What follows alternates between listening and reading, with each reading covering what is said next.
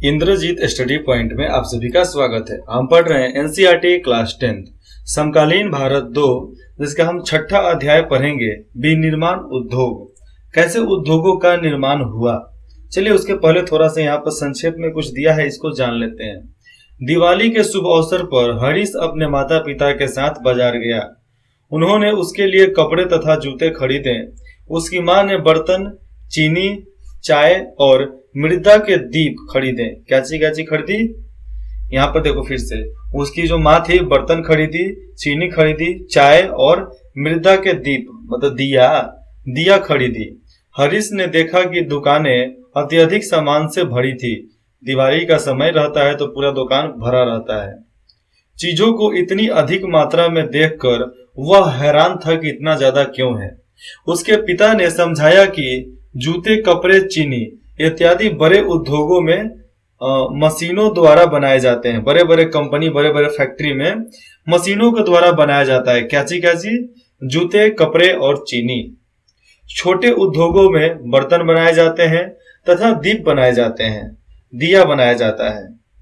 तो इस जैसे चीज व्यक्तिगत तौर पर कारीगरों द्वारा घरेलू उद्योगों में बनाई जाती है। मतलब ये सब सामान जो होता है, जूते और दीप, ये घर में बनाए जाते हैं, क्योंकि दिया फैक्ट्री में नहीं बन सकता, वो घर में ही बनेगा। फैक्ट्री में आजकल बनता है, मशीन आता है, रोटर आ रहा है, उसके साथ में बन सकता है। और बर्तन भी एक छोटा मोटा उद्योग में ही बनाया जाता है। तो चलिए यहां से शुरुआत करते हैं। क्या शुरुआत करेंगे? विनिर्माण उद्योग के बारे में। तो सबसे पहले परिचय से शुरुआत होता है, लेकिन इसमें परिचय दे नहीं रहा है। कच्चे पदार्थ को मूल्यवान उत्पादक में परिवर्तित कर अधिक मात्रा में वस्तुओं के उत्पादन को विनिर्माण या वस्तु निर्माण कहा जाता है।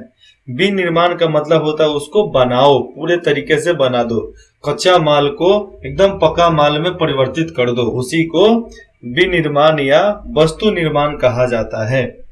याद रहेगा। क्या आप जानते हैं कागज लकड़ी से, चीनी गन्ने से, लोहा इस्पात से और लोहा इस्पात लोह अयस्क से बनता है तथा एल्युमिनियम बॉक्साइट से निर्मित होता है। तो सबका पता किस किस चीज से क्या बनता है, याद रखो। लकड़ी से कागज, गन्ने से चीनी और लोह अयस्क मतलब मिट्टी से जिसमें लोहा पाया जाता है, उससे स्टील और लोहा, और बॉक्साइट से एल्युमिनियम बनता है। मैंने ऊपर वाले चैप्टर में बताया है, किसमें? खनिज तथा ऊर्जा संसाधन में इसको बताया है।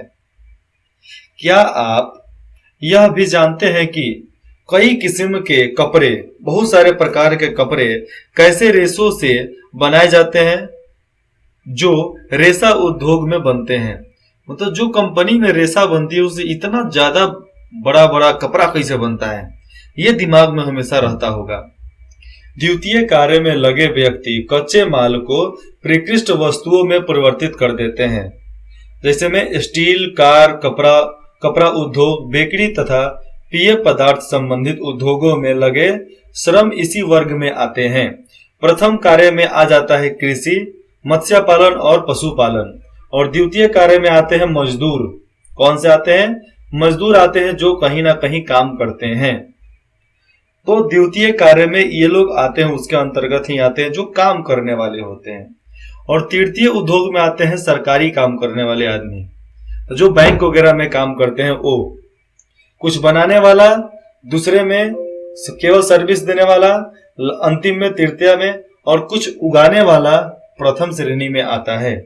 कुछ व्यक्ति सेवाएं प्रदान करने में रोजगार पाते हैं। कुछ व्यक्ति जो होते हैं सेवाएं प्रदान करने में, सेवाओं को दूसरों को देने में रोजगार पाते हैं। इस अध्याय में हम द्वितीय क्रियाओं के अंतर्गत विनिर्माण उद्योगों के विषय में पढ़ेंगे। जितने लोग श्रमिक लोग होते हैं, श्रमिक लोगों के बारे में ही इस अध्याय में पढ़ा जाएगा। किसी देश की आर्थिक उन्नति विनिर्माण उद्योगों के विकास से मापी जाती है। किसी भी देश का आर्थिक उन्नति हो गया, चाहे अर्थव्यवस्था, वहां पर कितने लोग क्या काम कर रहे हैं, उस विकास के वजह से मापा जाता है कि वहां का अर्थव्यवस्था कैसा है, चाहे अर्थ उन्नति कितना है। अब यहां से टॉपिक चालू होता है। विनिर्माण उद्योगों न केवल कृषि के आधुनिकीकरण में सहायक है, वरना द्वितीय और तृतीय सेवाओं में रोजगार उपलब्ध कराकर कृषि पर हमारी निर्भरता को कम करता है। विनिर्माण के वजह से, आधुनिकीकरण के वजह से कृषि का भी काम चल जाता है। कृषि में ट्रैक्टर आ गया, ट्रक आ गया, और ट्रैक्टर का टोली बन गया, जेसीबी आ गया, खेत कोड़ने वाले आ गए, हर आ गए, रोटरी आ गए, और भी पानी पटाने के लिए पंप सेट आ गया, मोटर आ गया, और भी आपको कृषि में सहायता करने के लिए अलार्म साइनिंग, जिससे जंगली जानवर ना आए वहां पे, और आपको खाद बिया डालने के लिए भी मशीन आते हैं। तो विनिर्माण का यह तो सफलता तो है यहाँ पे। और द्वितीय और तृतीय श्रेणी में ये लोग क्या किए हैं, नौकरी दिए हैं, जिसके वजह से जो कृषि पर निर्भरता था हम लोगों का वह खत्म हो गया, कम हो गया है। देश में औद्योगिक विकास देश में औद्योगिक विकास, फैक्ट्रियों का विकास, बेरोजगारी तथा गरीबी उन्मूलन की एक आवश्यक शर्त है। भारत में सार्वजनिक तथा संयुक्त क्षेत्रों में लगे उद्योग, भारत में सार्वजनिक तौर पे चाहे संयुक्त क्षेत्रों में लगे उद्योग इसी विचार पर आधारित है।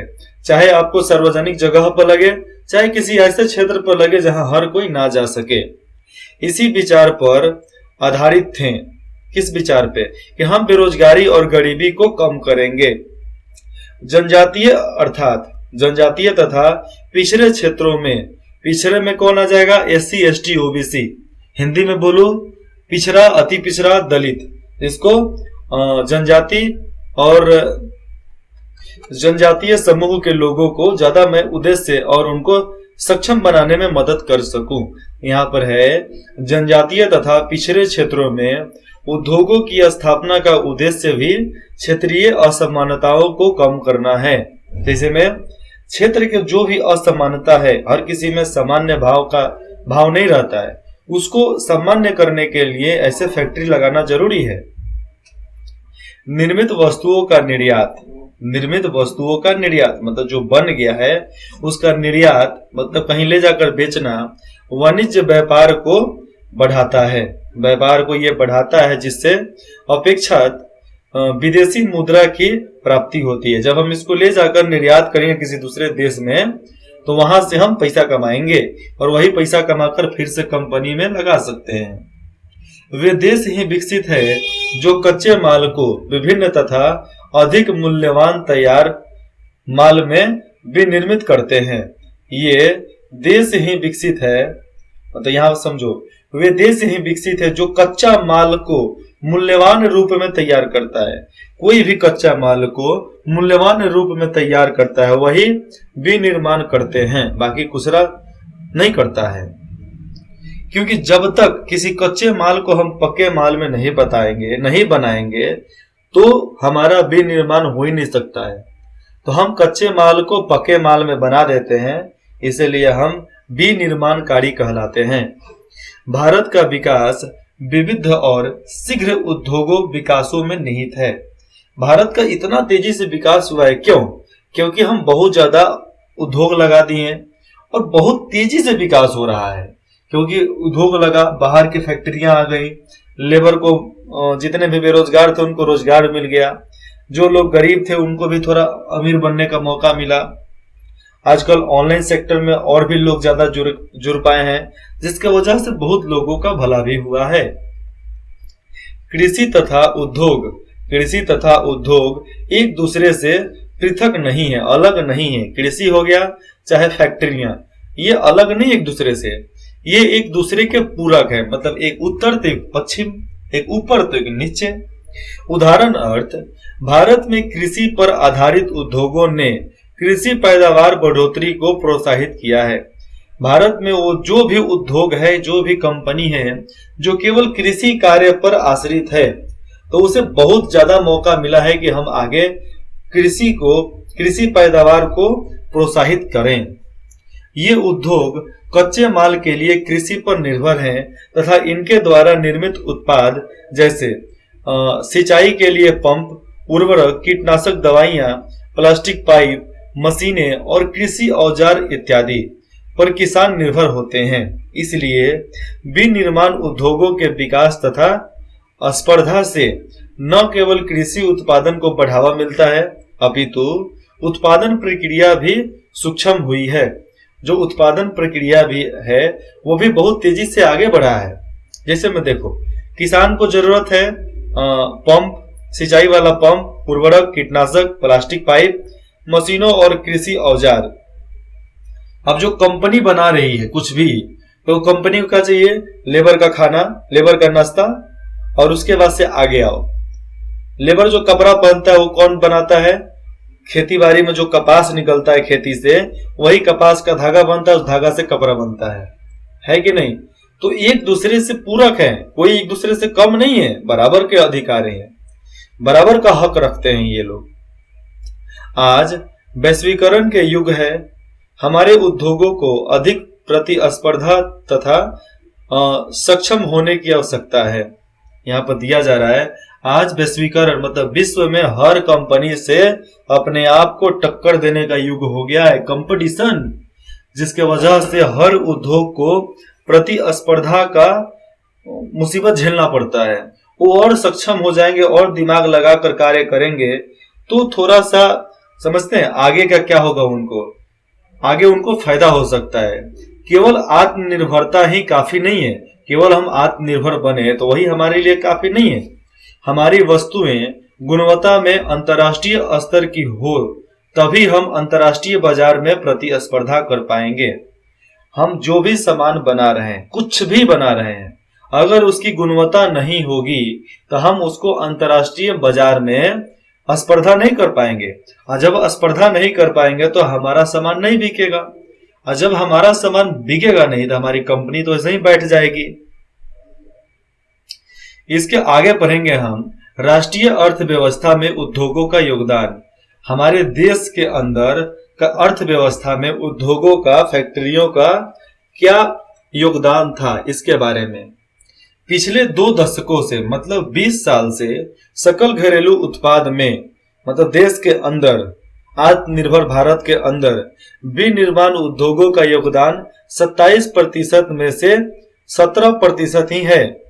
फिर से सुनो, पिछले 20 सालों में जो हम देश में निर्माण किए हैं, सकल घरेलू उत्पाद में विनिर्माण उद्योगों का योगदान पहले 27 था, अब 17% ही है, क्योंकि 10% भाग खनिज खनन, गैस और विद्युत ऊर्जा का योगदान है, क्योंकि इसके वजह से 10% हो गया है। क्योंकि पहले लोग क्या करता था, कोयला, किरासन तेल, पेट्रोलियम ये जलाता था, लेकिन आज सब किसी के घर में एलपीजी है। पहले 1 सिलेंडर मिलना मुश्किल था, आज तो 3-3 सिलेंडर है, 3 नहीं तो हर घर में 2 सिलेंडर होता है। ये औसतन नाप भी लिया गया है, जो भारत की अपेक्षा अन्य पूर्वी एशियाई देशों में, जो पूरब के देश हैं, वहां पे विनिर्माण का योगदान सकल घरेलू उत्पाद का 25 से 35% है। मतलब 25 से 10% बढ़ गया है। किधर? पूरब के एशियाई देशों में। पूरब में कौन देश आ जाता है?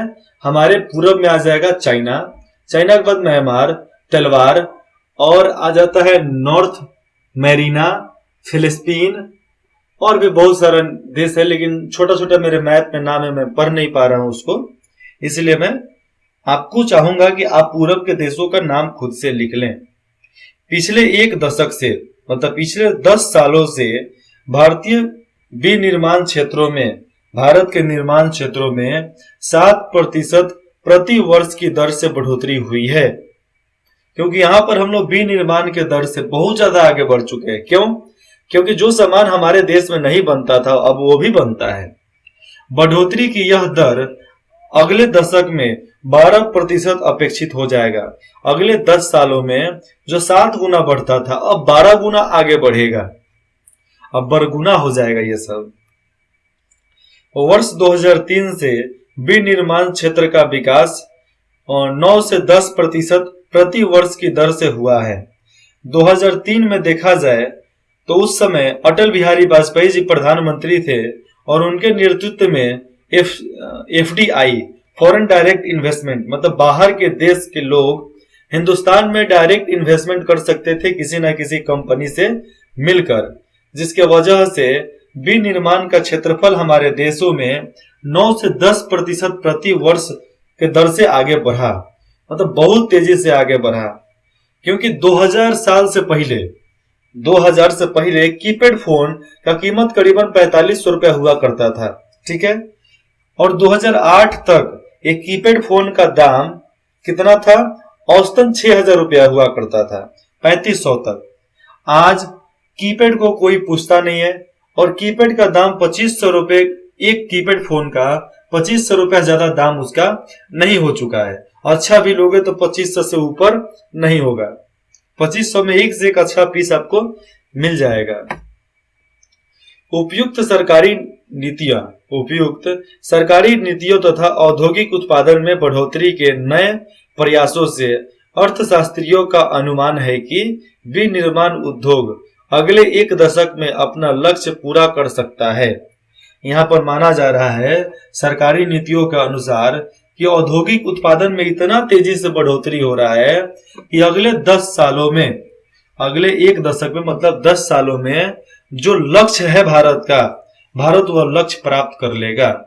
इस उद्योग से राष्ट्रीय विनिर्माण प्रतिस्पर्धा परिषद की स्थापना की गई, क्योंकि इसके वजह से हम एक वैश्विक स्तर पे हम प्रतिस्पर्धा कर सकते हैं, जिसको इंग्लिश में बोला जाता है नेशनल मैन्युफैक्चरिंग कॉम्पिटिटिवनेस काउंसिल, मतलब एक तरीके से राष्ट्रीय विनिर्माण का प्रतिस्पर्धा करने वाला परिषद। जैसे मैं आज कहीं भी सेक्टर में चल जाओ तो व्यापारिक मीटिंग होता है, जहां पर हर बड़े बड़े व्यापारी वहां पर मिलते हैं, बैठते हैं, बातें करते हैं। तो वही काउंसिल को बोलते हैं राष्ट्रीय विनिर्माण प्रतिस्पर्धा परिषद। अब आता है औद्योगिक अवस्थिति। औद्योगिक अवस्थिति क्या औद्योगिक स्थिति है, लेकिन यहाँ पर अवस्थिति बोल रहा है। स्थिति का मतलब तो समझ में आता है कि पूछ क्या रहा है, लेकिन अवस्थिति मतलब चलो जानते हैं आगे। उद्योगों की स्थापना स्वभावतः जटिल है। उद्योग को लगाना बहुत मुश्किल का काम है। इनकी स्थापना कच्चे माल की उपलब्धता, श्रमिक, पूंजी, शक्ति के साधन तथा बाजार आदि की उपलब्धता से प्रभावित होती है। कि जैसे सबसे पहले कंपनी लगाने के लिए जमीन में पैसा लगेगा, पूरा श्रमिक मेहनत लगेगा, लेबर होगा, पूंजी लगाना पड़ेगा, शक्ति के साधन चाहिए, जहां पर बाजार लगता हो, अच्छा से माल बिक जाए, वैसा जगह भी ढूंढना पड़ता है। इन सभी कारकों का एक स्थान पर पाया जाना लगभग असंभव है। ये सब काम एक जगह पर हो जाए इम्पॉसिबल। फलस्वरूप विनिर्माण उद्योगों की स्थापना के लिए वही स्थान उपयुक्त है जहां ये कारक उपलब्ध होते हैं। जहां पर ये होता है फैक्ट्री लगाने के लिए वही जगह सबसे महत्वपूर्ण और अच्छा होता है, अथवा जहां इन्हें कम कीमत पर उपलब्ध कराया जा सकता है। काहे कि जितना कम कीमत पर सामान मिलेगा उतना ही सामान आपको सस्ता मिल सकता है, नहीं तो महंगा मिलेगा।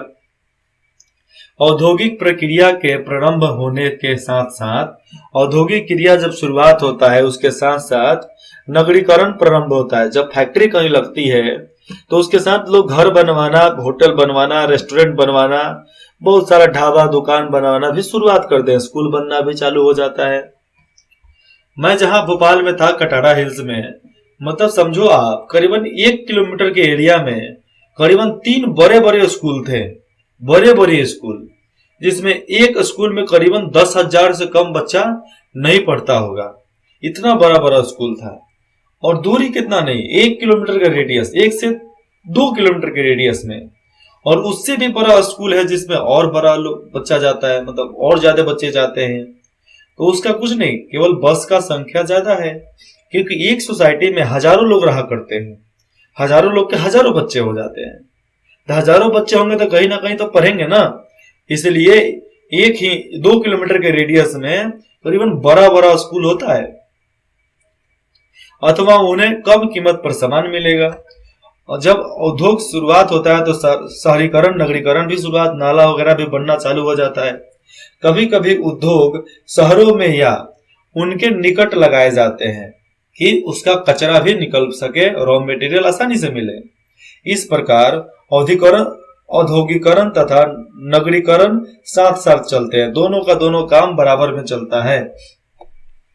नगर उद्योगों को बाजार तथा सेवाएं जैसे बैंकिंग, बीमा, परिवहन, श्रमिक तथा वित्तीय सलाह इत्यादि उपलब्ध कराते हैं। नगर आपको ये सब दे दिए, क्या क्या दिए? बैंक, बीमा, परिवहन, श्रमिक तथा वित्तीय सलाहकार भी आपको दिए जाते हैं। नगर केंद्रों द्वारा दी गई सुविधाओं से लाभान्वित कई बार बहुत से उद्योग नगर के आसपास ही केंद्रित हो जाते हैं, और नगर केंद्रित होने के वजह से, सुविधा होने की वजह से बहुत सारी कंपनियां नगर में आकर बस जाते हैं, वहीं पर कंपनी खोल दी जाती है, क्योंकि सुविधा जहां पर होगा उद्योग भी वहीं पर खुलेगा। जिसे सामूहिक बचत, क्या बोलते हैं उसको? सामूहिक बचत। इंग्लिश में उनको बोलते हैं एग्लोमेरेशंस इकोनॉमिक कहा जाता है। ऐसे स्थान पर धीरे धीरे बड़ा औद्योगिक समूहन स्थापित हो जाता है, मतलब बहुत बड़ा उद्योग का समूह वहां पर स्थापित हो जाता है, क्योंकि धीरे धीरे लोग आकर वहां पर बस जाते हैं। स्वतंत्रता से पहले, आजादी से पहले अधिकतर विनिर्माण उद्योगों की स्थापना दुरुस्त देशों से व्यापार पर आधारित थी, जैसे मुंबई, कोलकाता और चेन्नई इत्यादि। परिणाम स्वरूप कुछ एक नगर औद्योगिक केंद्र के रूप में उभरे जो ग्रामीण कृषि पृष्ठ प्रदेश से घिरे हुए थे। हिंटरलैंड यहाँ पर दिया जा रहा है, जब देश आजाद हुआ तो उसके अनुसार नगर औद्योगिक केंद्र, नगर और उद्योग एक साथ बनाए गए, जहां पर ग्रामीण किसान भी वहां पर नौकरी के लिए, सहायता के लिए उपलब्ध होने लगे, और लोग गांव छोड़कर शहर में भी जाकर बसने लगे कि भैया खेती बाड़ी हमसे ना होगा, हम तो जा रहे हैं अब कंपनी में कमाएंगे। तो ऐसा सोचकर सब लोग चला गया। उद्योग बाजार संबंध, उद्योग बाजार संबंध क्या संबंध है? उद्योग और बाजार में संबंध होना चाहिए। जैसे में निवेश, कच्चा माल तथा उसके घटक, निवेश करेंगे कच्चा माल, पैसा वैसा सब निवेश करेंगे, उसके बाद से उत्पादन घटक, भूमि, श्रम, पूंजी, उद्यमी, अवसंरचना, ये सब बनेगा। बनने के बाद परिवहन होगा, फिर कारखाना में जाएगा, फिर तेल माल उत्पादन होगा, परिवहन होगा, बाजार में जाएगा, फिर पूंजी कंपनी में जाकर लेबर मजदूरा को बांट दिया जाएगा। किसी उद्योग की अवस्थिति का निर्माण, किसी भी उद्योग का अवस्थिति का निर्धारण किसकी न्यूनतम उत्पादक लागत से निर्धारित होती है। मतलब किसी का कितना अवस्थित निर्धारण हो सकता है, कोई कितना कमा सकता है, उसके उत्पादन लागत पर निर्भर होता है कि हम उसको कितना में बेचेंगे और कितना फायदा कमाएंगे। सरकारी नीतियों तथा निपुण श्रमिकों की उपलब्धता भी औद्योगिक की अवस्थिति को प्रभावित करती है। यहाँ बताया जा रहा है सरकारी नीति और निपुण श्रमिकों की उपलब्धता नहीं होती है, जिसके वजह से अवस्थित को प्रभावित हो सकता है। उद्योग की अवस्थित प्रभावित हो सकती है, सामान उतना अच्छा नहीं बनेगा जितना अच्छा बनना चाहिए। एक कहावत है, अंधेर नगरी का चौपट राजा। वहां पर जब एक आंख वाला गया तो सारे अंधे उसको हाथ पकड़कर रास्ता दिखा रहे थे कि भैया यहाँ से नहीं, यहाँ से जाओ नहीं तो चोट लग जाएगी। अरे भैया उसके पास आंख है, वो तो देखिए लेगा नहीं, अंधों के बीच में जाओगे तो तुम भी अंधे बन जाओगे। तो वही हाल है, अगर वहां पर नीति सही लगाया गया, निपुण श्रमिक हो, सरकारी नीति भी वहां पर लगा दी जाती है, कभी कभी कड़ा नीति हो जाता है, जिसके वजह से सामान का दाम बहुत ज्यादा बढ़ भी जाता है। लेकिन यहाँ पर बढ़ने की बात नहीं आ जाती है। सरकारी नीतियों की वजह से निपुण श्रमिकों की उपलब्धता भी उद्योग के अवस्थित को प्रभावित कर देती है, उसके जो सामान बनता है उसको प्रभावित कर देती है। ज्यादा सामान बन नहीं पाता है, गुड प्रोडक्ट बनता नहीं, अच्छा माल दिखता नहीं है, इसलिए भी कंपनी फेल हो जाती है। उद्योग की आदर्श अवस्थिति, उद्योगों के क्या आदर्श अवस्थिति हो सकते हैं? देखो, उस स्थान पर कच्चा माल प्राप्त करने की लागत कितना में लगा, उत्पादक के वितरण में लागत कितना पैसा देना पड़ा लेबर मजदूरा को। उस स्थान पर उद्योग की स्थापना का निर्माण कितना में हुआ, उस स्थान पर उत्पादन की लागत कितना हो सकता है, इन सबको मिलाकर ही दाम सेट किया जाता है कि ये सामान कितना रुपया में बेचा जाएगा, जिसके बारे में मैं यहाँ पर बताऊंगा उद्योगों का वर्गीकरण के बारे में। तब मालूम चलेगा कि किसको कितना रुपया मिल सकता है, किसको कितना सुविधा मिला होगा। तो इंद्रजीत स्टडी पॉइंट में जुड़ने के लिए आप सभी का बहुत बहुत धन्यवाद। आशा करते हैं कि आपको जो भी डाउट हो, बोरिंग फील होने का तो गारंटी नहीं है, आपको बोर लग सकता है। क्यों लगेगा? नहीं समझ में आएगा, बोर लगेगा। समझ में आएगा तो बोरिंग महसूस नहीं होगी। तो आपको जो भी कमेंट करना है आप कमेंट कर सकते हैं, जो पूछना है आप पूछ सकते हैं। विदिन 24 आवर में आपको रिप्लाई दे दिया जाएगा। इंद्रजीत स्टडी पॉइंट में जुड़ने के लिए आप सभी का बहुत बहुत धन्यवाद।